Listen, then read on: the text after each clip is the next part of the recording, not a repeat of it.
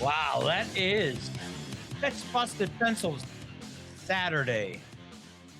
Man, coming at you, Dr. Tim Slecker, Dr. Johnny Lupinacci, Jacob, chairman of the boards. One full hour. I am so glad to be back. I feel like it's been, I don't know, a couple days since I haven't seen you both together. But it's been longer. John, I mean, the three of us together, right? I mean, because I had to do something. John, you had an excused absence. Foundation of Busted Pencils, Jacob, chairman of the board, has never left us. Johnny. Yeah, he's the anchor. He's the rock. There's no doubt about that.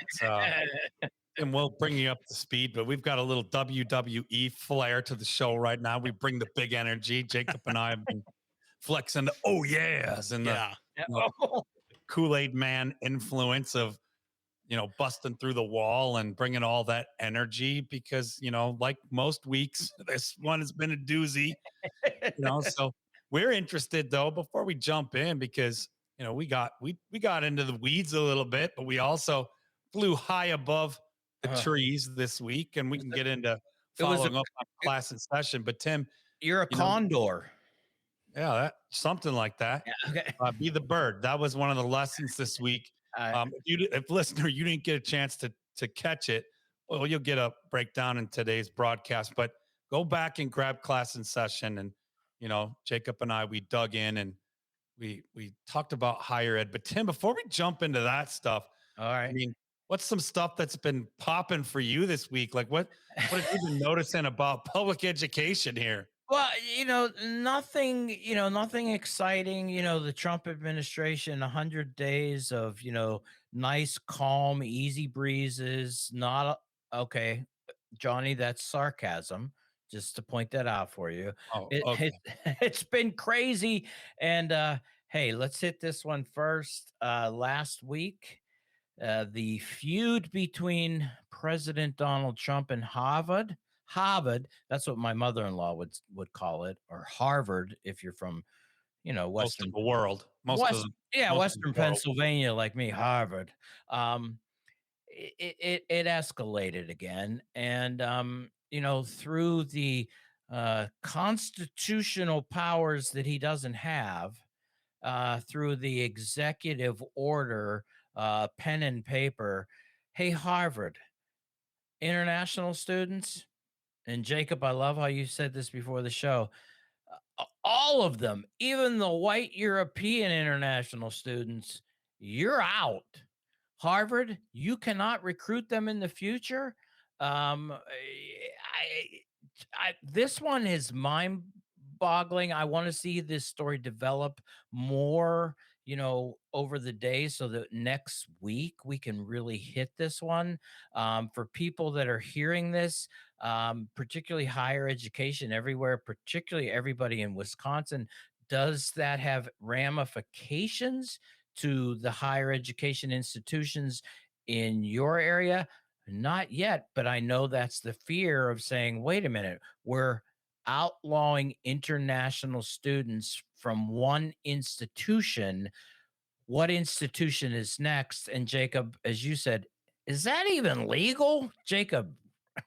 Yeah, I couldn't believe it myself. I thought I don't know the procedure. Maybe there's some obscure 18th century law that says that the president can ban international students. I'm not a lawyer, but it just seems so transparent to me that at a time when Trump hates Harvard specifically, and that Harvard has been kind of standing up to him. I mean, obviously this is trying to get at Harvard and cost them money, because you talk about the demographic crisis for higher ed all the time. Am I correct in saying that it's a lot of the foreign students that end up paying the full prices to come to American universities and make up some of that shortfall? That is definitely one of the issues. I mean, there are scholarships and there are students here, but Johnny, right? I mean, that one unfold, because this is the Department of Homeland Security, and it's claimed to be a punishment. I'll call it that. Go ahead. From what I've read about it this week is, they were accused of being a facilitator of hostile environment on campus for allowing protests and having, anti-Israel sentiments allowed on campus. And we've covered some of the back and forth between the federal government and Harvard over the years. And Harvard is one of the top institutions in the world. I'm going to Mm, emphasize that again, the world. mhm, And our institutions like that are comprised of people learning and also teaching from around the world. mhm, And so, there's been a little bit of back and forth. And according to things this week, Harvard was asked to turn over the conduct records mm, of all international students and refused to do so. mm, So, like Jacob said, they're going to get into the legal weeds on this, I'm sure. But they said in response to Harvard's refusal to turn over those records, which I have to imagine rather flippantly, I'll say, are related to HIPAA and stuff like yeah, that. I mean, right. can't just fork over, information like that. But in the essence of it, said, well, now you are not permitted, and that's where we're going to see how this unfolds. And they actually, you know, dictate, and I'll emphasize that word again, dictate, who can and can't be at that premier, global institution. Mm. So the other message being like, this is how tyranny works. There you go, man. I mean, like the message being like the message you always talk about a chilling effect, Tim. Oh, The message being like, just stay out of the way mm, of the big bad boss, mm, right? Or, he's not just going to walk softly and carry a big stick, right? But he's going to, be loud and boisterous and bring the big stick with them through that process. And so, it's a tyrannical kind of leadership mm. in the Department of Homeland Security, certainly flexing on, how did you say it? You gave your best Boston impersonation. Harvard. Harvard. I can't Harvard. even do. I'm bad at accents, period. But on Harvard, so we'll see how that unfolds. But like you said, I think it's pretty transparent. And Jacob mentioned it too. Is like, oh, coincidence. Yeah. You're beefing with Harvard, and you're just like escalating the beef, Yeah. right? So we'll see what kind of unfolds with that. But Can I it's want to make Memorial a Day prediction weekend. though. Let me make a prediction on this one and we'll hold this that way we come back to it. I think I'm President Trump, this is a bridge too far. This one is going to come back and bite. And I really think this is where people are going to start to go, wait a minute. So Johnny, there's me being optimistic for a Yeah. change. Yeah. And I'm gonna sound like an apologist. So I give, my apology for sounding like a apologist or a sympathizer of, the current administration. I'm not, but I'm gonna say it's also a particular kind of tactic, right? Of leadership. It's a different kind of leadership than probably you or I would have, Tim, or that we know to be successful, studying leadership, especially being learners leading learners. Mm, But it's a kind of leadership that says like, oh yeah, we'll try this on for size. So it's sort of like when you're disciplining your kids and you say, hey, you're grounded for the weekend. Maybe they didn't do a homework assignment they were supposed to do, or they didn't do their chores. Every parent out there has been there. Oh yeah, well, mhm. you're grounded this weekend. And they say, oh yeah, I'm still not doing my chores. And you say, oh yeah, well, you're grounded for 6 years. There you go. Like it's one of those things that is like it reminds me, it's akin to that kind of irrational leadership that says like, oh yeah, try this on. Well, we're gonna hit you hard somewhere that hurts, that likely we probably can't follow through on. So I have seen a pattern of that from this administration. So This I all, kind of yeah. chuckle a bit. It's This a also little kind akin of to that. going with that one. You're right. You're grounded forever. Yeah. This also kind of reminds me of one of my favorite movies too, the Triple Dog Dare. And at this point right now, the Triple Dog Dare, I think, has now been employed at this point by Trump. If we look at this, Jacob, you know where I'm going on this one. Not at all. Okay, well then we'll come back to it. But triple dog dare. Who's going to get their tongue stuck on the frozen flagpole? Tune in to Busted Pencils because we're going to watch that flagpole and tell you whose tongue gets stuck there. Johnny, one other thing too before we get to, your flying condor and above and below and in the weeds. One other news story, we've been covering this for the longest time. Oklahoma, everybody knows, was trying to be the first state in the union that would authorize public dollars being used to fund a Catholic charter school that went through the courts. The Oklahoma Supreme Court said, no, you can't do that. It's blatantly unconstitutional to use public monies to fund a religious affiliated charter school. The appeal went to the Supreme Court. I know Jacob and I had a long discussion about this at one point. And there was a 4-4 decision today. Why four? Why not, the split? Because there are 9 Supreme Court justices. Amy Coney Barrett recused herself because of potential affiliations. I put respect out for her for doing this, for her affiliation in Catholic education. She stepped down, recused herself. 4 justices then said, yes, Oklahoma, you were right to stop that from happening. 4 said no. In this type of ruling, this is interesting, and I want to explore this more too. We don't know who voted for what in this one. This is allowed to remain kind of hidden. The question is, which conservative, let's be honest, which conservative justice said and moved over and went, yeah, I feel like this is unconstitutional too. I'm going to put it out there. My bet is John Roberts. Well, Is yeah.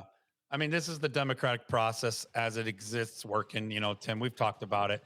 Separation of church and state. Mhm. Public funds shouldn't support religious identity schools. The ruling came down, and no Catholic charters receiving public funds in Oklahoma. Right. I want to say we could put that one to rest, but we'll keep talking about it because it'll take us into the weeds. Yeah, Speaking of weeds, Tim, when we come back, let's get into them. absolutely. I got my weed eater.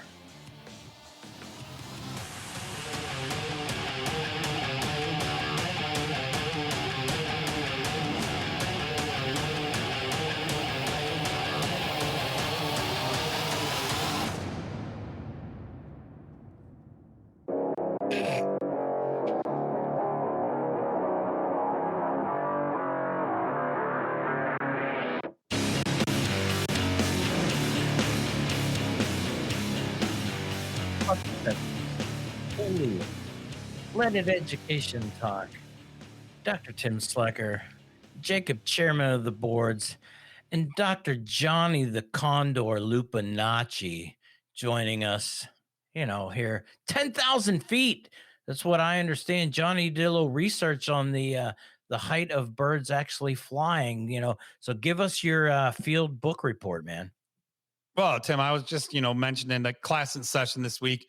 I shared a little, what we might even call it, a fable story, a little nugget of wisdom from a mentor for arrows who, shared a story about, some like be the bird. Sometimes the bird lands and is, in the trees or down in the weeds to whether feed or rest or do whatever it does on ground level or slightly above ground level.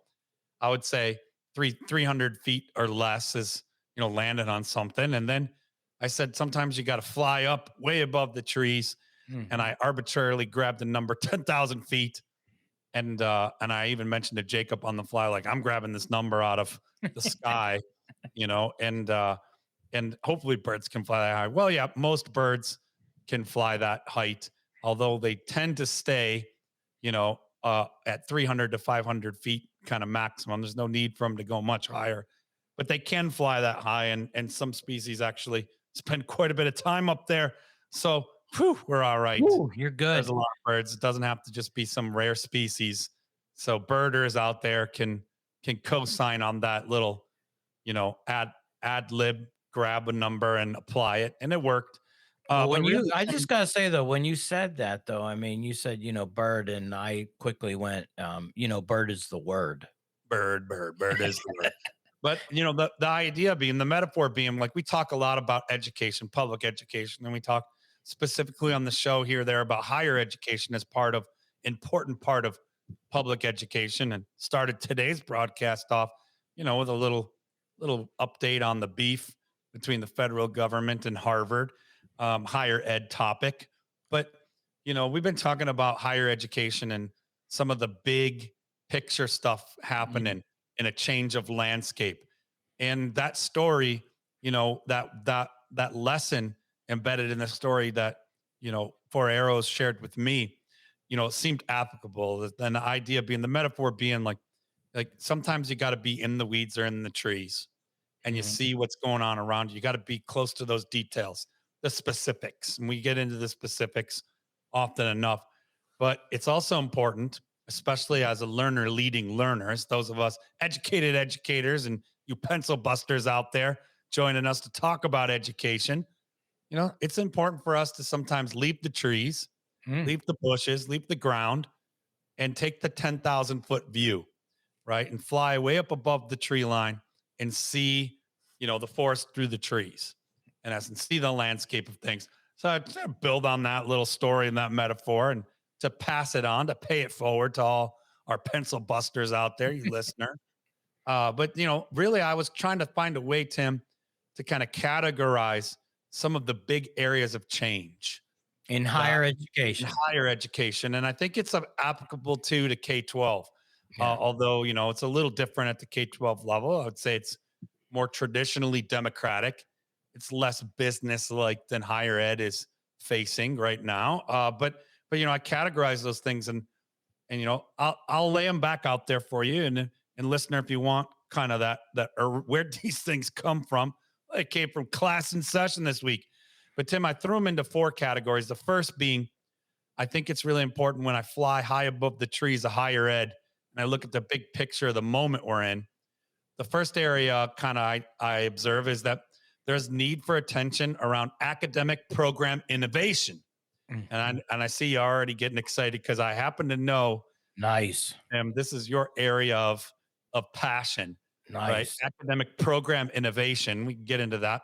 The other four categories. So one, academic program innovation. Two, college access and financial aid, Mm. right? So accessing programs and paying for them. Three, related to that, financial realities, right? Whether we like it or not, we're in kind of a recession. We're in tight financial times, especially around funding higher education and how we fund higher education and what costs our students are, in that context. So the financial realities. Four, being supporting student evolution. Talked about it here before, but change in student demographics, and also simultaneously change in what we know supports them as different kinds of learners, which gets into like quality of instruction and all that kind of stuff. So change, supporting student evolution. Mm. And then fifth one, which I'm kind of interested in too, is connected to all of these, is I see a big, area of the so-called forest of higher educational landscape, a need to brand focus, to think about our strengths in higher ed, our unique, brands. And I hate to sound like such a market liberal here, I'm really not, but faced with all these different domains and challenges and the change of landscape of higher education, I think it's an important call, to look at our programs, to look at our quality of support, to look at costs of education. But as we wrap all that into it, be able to really clearly identify what are our unique strengths Mm. across the different options that are out there for people looking for continued education or higher education or going to college. All right. So, like, what's our brand? Really focusing on our strengths and clearly identifying those. So, those are kind of the big four areas I saw when I left the trees. And I said, you know what, though, Jacob, we got to get Tim on this because all these happen to be really close to Tim's expertise. And I Man. feel like you flying up high and taking that 10,000-foot view, man, that's a conversation. Wow. It is Definitely a conversation. You hit on Johnny. You said four, but you actually went over five, man. Oh You yeah, added man, the I fifth meant there, 5. brand strength. Yeah, put it there. And two, and a reminder. Why are we talking about this? Big news last week that Jacob and I covered was the closing or the proposed closing, and they will close of seven. Jacob calls them satellites, branch campuses of the Penn State system. Why? Enrollment. Just very simple enrollment. There is not the enrollment to support those institutions anymore as individual institutions, even as they were originally set up as essentially a 2+2 type of program where you went there for 2 years and then you went to University Park for 2 years. And guess what? There are just not enough students to support that program. And here's the biggest, one of the reasons the University Park campus, it needs more students. So more and more of those students who would have been sent to those 2 year schools are being accepted to the University Park campus. And so you have that. All of that explains that situation. I know, Johnny, you gave a great primer on the similarities between the Washington state system and understanding that. But now let's move out there. Like you said, let's get out there and say higher education. What's going on? Because I've shared with it. I've been part of the collapsing of institutions of higher education. And there are, Johnny, you hit five issues here that I think these are opportunities for Yes, sir. higher education to actually come out of this and go, wow, these are places that thrive. You know what? That's what we do here on Busted Pencils. Saturday, thriving. See you in a minute.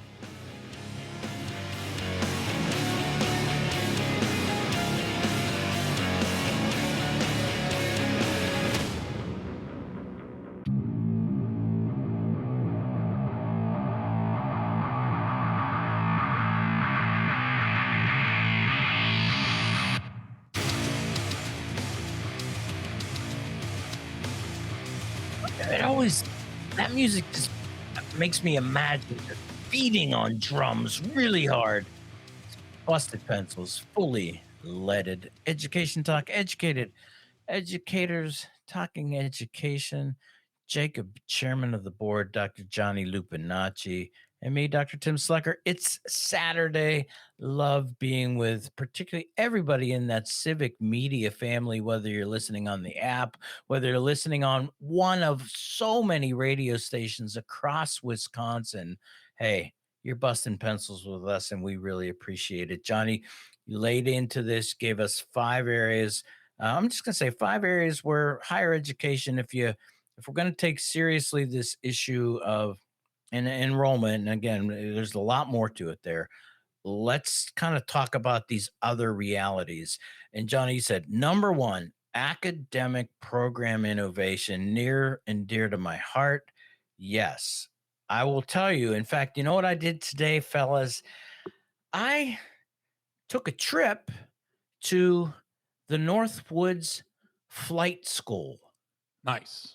And, well, I knew I'd want to get about 10,000 feet up to understand. So I go to the, no, no. So right now, one of the, actually one of the main responsibilities in the position I currently have is innovation and at the higher education level. And what I was doing, and I thought this is a great way to introduce this, is here's an example. There is a flight school within the service area of the institution I'm at, and the owner of the flight school is very interested in actually saying like, hey, we've got pilots here that have to get a pilot's license. Now they're required to get an associate's degree. But here's the reality of the pilot is that this is kind of like one eyesight injury and you're done being a pilot. Mandatory. And so he's thinking, going like, we want to set these pilots up for, what's after flying. So whether it's wanting to be a school teacher, whether it's wanting to be a home security analyst or homeland security analyst, you name it, right? But he's very interested in saying, I think that these pilots need more than. And would your institution that you're at now, Tim, be interested? And so I went up there and listened to them. It was really cool. Got to see the planes that they're flying in and training. Thank goodness, or maybe not. Really, really horrible weather today in Pennsylvania. And had they asked me if I would have gone up, wanted to go up and see what it's like, I would have said absolutely not, not this time. Not in this kind of weather. I will look forward to it. But here it is, though. And this is one of the top priorities of my university president and provost. In fact, when I got on the ground just this week, when they went over, Tim, here's what we want you doing right away. This was in the top two priorities to create this partnership to innovate something that serves the region, serves a need of these students, and allows then for our institution to expand what it is we do beyond that traditional sitting in a classroom, accumulating credits, and then graduating here. And so this is an innovation that we're attempting. Johnny, I see, this is one example, truly flying at 10,000 feet, probably even higher, Yeah. um, of, More of likely this, 30, right?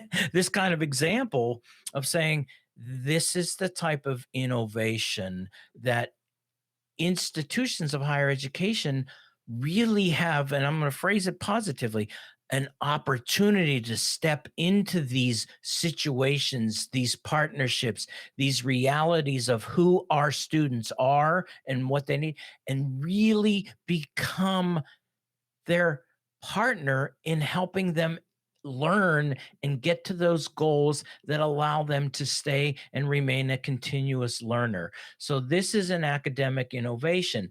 Add to that, Johnny, you said micro credentials, condensed programs, all of those things. But this is one idea that says, wait a minute, I can go to flight school, I can get an associate's degree. And if I'm in this program, I could go to this institution of higher education and become a homeland security analyst with a bachelor's degree. I'm in.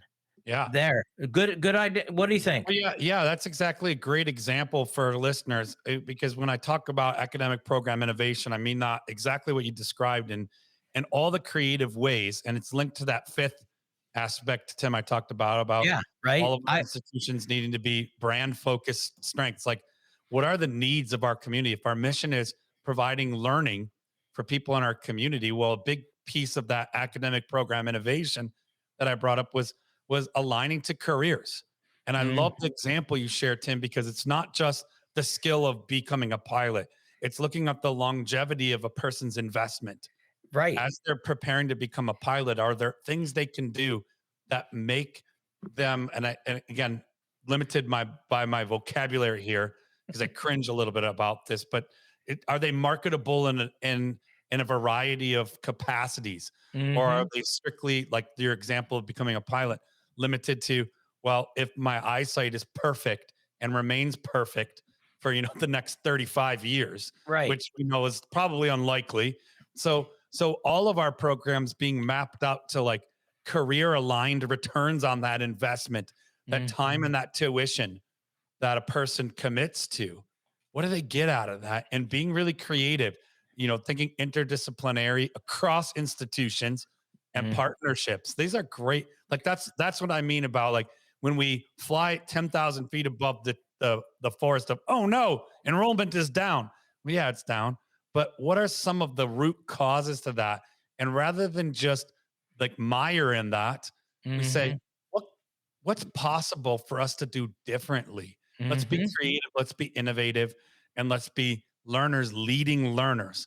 Great example, Tim, of that academic program innovation. Yeah, Johnny, before we get on to number 2, like you said, number 5 really hits this one, brand strength, because, guess what? If we achieve this partnership, and actually I'm glad you pointed this out, this will be a partnership between community college, flight school, and a regional public higher ed institution. So 3 ways. What a brand story to say, this is what we do here. That really is, there's a story there. And for me, whenever somebody talks about brand comes back and to me and says, what are the stories people tell about you? What are the stories people tell about your institution? Good brand, people have great stories to tell. They're unique. And so here that one. Johnny, then access, financial aid, and holy crap. I start with that access one because to me that has always been the driver, whether it's an incredibly selective institution like Harvard or not, access. What are institutions doing in the realm of access? Who are even imagining themselves as being a potential student learning at an institution? For the longest time, higher education has pretty much said, here's what you are if you're going to go to college, here's what you need to do. And if you don't do these things, sorry, you don't get access. I don't think that that's an opportunity. And to me, how does an institution of higher education pivot towards more access? Is that actually we start to see what we offer and we start seeing learners, Johnny, as you said, as going, how is it that we actually can help more learners achieve their goals as opposed to how many more students can we enroll? Absolutely, Tim. And we've talked about it a lot in the realm of education in terms of alternate pathways to becoming a teacher, right? And grow your own Yeah. programs and different innovative, creative partnerships in communities and states around this country. And how I've been really phrasing that, we kind of just popped out of class in session this week. Is I was saying like we in higher ed talk about traditional and non-traditional students. And I think it's time to turn the page and move into a new chapter that they're just our learners. They're learners. And that it's no longer all of our major program. It's a bad habit of mind of schooling to think about, well, okay, what are these 18-year-olds graduating from high school going to do next year? And what are they going to do for the next 4 years? And that model of education, certainly they're included in that group of learners, but we think about who traditionally constitutes being a college student. And then we talk about non-traditional college students, and they may be second career folks, or maybe after serving in our armed forces, Yeah. returning to school. We have this category of non-traditional students. And I think we've turned that, or we're long overdue for turning that page and ditching those labels and thinking more broadly about who are learners Who are and how learners? how are our programs accessible to that larger community of learners, whether it's hybrid, whether it's transfer partnerships between programs. Just coming back to your example about the flight school, right? About you have a partnership between a community partner, a community college, and a state institution. And so you're looking at like there's a pathway of transfer and Mhm. interdisciplinary and dual enrollment that historically we'd say, oh, those are non-traditional students. It's like, Right. "Hey, man, those are just our learners." There are and like you said, yeah, I know time is flying here. We're gonna we want to get through all of these, but yeah, I'm so glad you pointed out, traditional, non-traditional. Sorry, that you got to do away with that because even now within that realm of what we used to say traditional, 18 to 22-year olds, that group of students themselves within that population, they're so different. You have students, the idea of going to college and sitting back and learning. I had more traditional quote undergraduates working 30 to 40 hours a week going to school full time. That isn't quote traditional. And so we just have to realize that our students, as you said, Johnny, they're learners, and learners have unique needs, unique situations. And as institutions committed to helping their learning and us being learners, we're going to then make every opportunity to accommodate and give access, going back to that one, access to those students. Financial realities, just want to cover financial realities, student support. We did cover brand strength. Johnny, financial realities, man, and budget cuts. I was wondering, like, what were hit me with what you wanted me to say there, or Well, Tim, I, be- I just want to like as I'm thinking about like these areas, these large domains are sort of observations I'm making from a 10,000 foot view of the necessary change in higher ed. Look and say like, hey, this forest is on fire, and I fly up above the trees, and I want to see like where's it coming from? What are Mm, some of the observable patterns? And one thing is I always like to know why. And so we could say like, oh, it's enrollment, but let's even fly higher mm, and say what's causing some of the enrollment issues, and why is the gut solution like the knee jerk reaction for institutions, which are, if we're looking at this from a business sense or a business mind, and we're like, hey, we need more students mhm. because our budgets are really contingent on student like buns and chairs, right? Okay. And so and I you know buns and seats. Like I'm really leaning on the actual physicality of that. We're limited by that understanding of sort of in higher ed world, what do we call them? FTEs, right? Yeah. That's one of the things Oh, like, oh, like these budget lines that are antiquated because one, our student demographic and their accessibility has changed. So they could be accessing programs through online or hybrid. They could be, a number of different things. And so the knee-jerk solution is, well, we need more buns and seats. mhm, And that's just not really happening. And understanding why and understanding our brand and our product more, I can't leave out the part. And that's why I put in a budget financial realities. I can't leave out the fact that we are experiencing a big crunch financially as a nation and as a world. Like stuff has gotten too expensive mm. sometimes to rationalize or to actually participate in. So we're seeing a big sort of classes organizing around like who can even afford to be in these programs. And so these are financial realities that I want as part of the conversation. Man, we're gonna come back with your big dollars. Busted pencils. Oh,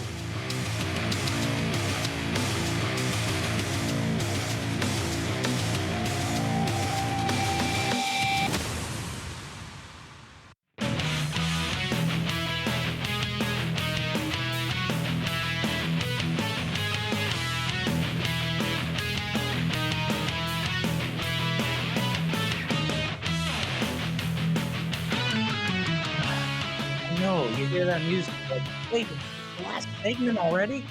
It is, you know. Hey, but you love Busted Pencils every Saturday and, downloading on Spotify, Apple Podcasts, wherever you download your podcast. We appreciate it. Dr. Johnny Lupinacci, chairman of the board, Jacob, and me, Dr. Tim Sliker, we are here breaking it down, Johnny, laying out, five areas where higher education, looking at the 10,000-foot view. What are some of the issues? Let's not even tie it to enrollment. These are just things that, you know what? I would say if you are in the business of higher education, if you're not addressing these five items, I'm not sure that you're really doing everything that could be happening. I know I'm stepping out on a limb there, John, but I mean these are really important. Not people saying, "Well, you're just doing this because everything's falling apart." Maybe, but these are just realities that could make, and I'm going to say it, the product of higher education truly valuable because this really helps. And there's lots of others. But John, you talked about, let's hit this one before we close the show, the financial realities. You haven't heard the budget cuts. I saw this very simply as going, hey, look, particularly state public institutions that rely on state allocations towards their budgets, that helps them set tuition prices. As those budgets have been cut, institutions of higher education have to raise the price to make budget. And college students are now sitting there looking at it and going, you know what? I can't do it. I can't do that price. And that's a reality. So that's a financial reality. John. Yeah, absolutely. As well as one that I think invites us to a conversation around saying like we can't just put the burden on more students. Let's get more students. That's one dimension of it, but it really like also invites us the financial realities is, and I'd like to get right to the core thing, Tim, is we would say, like as people who have been part of public education at multiple levels, that it's like, hey, legislators, you've historically support. Public education is a bedrock of democracy. So Mhm. tax dollar allocations have to. So I think we continue to make those cases and arguments, but at the same time, we also look at as institutions, part of our brand strength focus being also like, yes, we teach. So tuition dollars are one income revenue stream. But what else do we do? What services do we provide? What products are Mm. we, part of? Like, how do we diversify our budget incomes so that Mhm. we're not, our survival isn't necessarily hinging on, let's get more buns and seats, get them now, right? Like people can't have babies fast enough to keep up with that. So it's just a bad long-term sustainable model. So it's really embracing those realities is like, hey, even if what brought us to higher education was, doing research and teaching, let's also be part of a generative conversation to say, what else can we offer and do together as, unique, innovative partnerships, bud, develop, and help change the landscape? Or like the metaphor I've been using, stop the forest fire here. Well, I'm going to give one example too, just so the listener goes like, "Wait, I don't know what you're talking. How does a college diversify its revenue streams?" Well, okay, don't think too hard about this one, but here's when we think of college, people think, "Oh, I got to pay." Yes, you pay tuition to get a degree. Well, let's just not go too far from that and say, actually, colleges are institutions of higher education, higher learning. What if we decided to offer different types of learning other than degree programs, right? So we can offer a credential in, maybe generative AI use and how to make the world safe for the future of AI. Just, playing up on my strengths, but Well, I mean, that's not far, right? It's like, but that's a diverse revenue stream. absolutely, Tim. And we've seen this. This is not new. We've seen like agricultural programs say, hey, we also specialize in these products and we have, like a brand or something also that brings revenue into our college or our program. Similarly, thinking like how often, Tim, have we, been critics of testing companies writing curriculum? Right. Well, why aren't our best and brightest in college of educations, saying, hey, we've got a really great way of teaching math, or we've got a really great, and focus on like, here's a product, right? Mhm. That's already part of the system. So there are a lot of ways we can begin to learn from. And again, hold that bay because I'm pretty critical of everything being marketized, I know. right? So, but at the same time, it's like it's part of the financial reality. Like what are we doing to not just continue to pass the cost on to students? Because Yeah. that model, I think it's antiquated, it's old. It is why one of the contributing reasons to why enrollment is down, right? Yeah. It's just like it's not a good cost investment for people to be enrolled in some of these institutions. And it comes down to this too. Let's just be honest here, as we're almost there. It's almost time. But this is really that opportunity for higher education to change the cultural narrative of being not for the higher ed ruining this is higher education's opportunity to That's step right. in and culturally help the public understand why we value and why public higher education particularly is absolutely essential to That's right. economic strength, democratic strength, and just plain old happiness. and Builds now trust. and now for your moment of zen.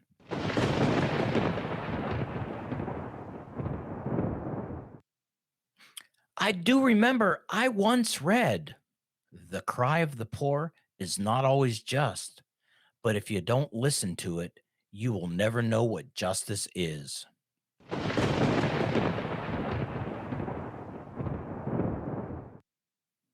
Thanks for listening to Busted Pencils broadcast today. Remember to grab great podcasts chocked full with more fully leaded education talk on Apple Podcasts, Spotify, and of course at the Civic Media website, where you can always find us at bustedpencils.com. Hey, and don't you be late for a special Memorial Day homeroom on Monday, and make sure you catch next week's class and session on Wednesday. That's right. And you can always catch us just like today, Busted Pencils broadcast, 3 p.m. Central Time, across all the Civic Media Network stations for 1 hour of your favorite blue collar scholars, him and Johnny, and keep busting pencils.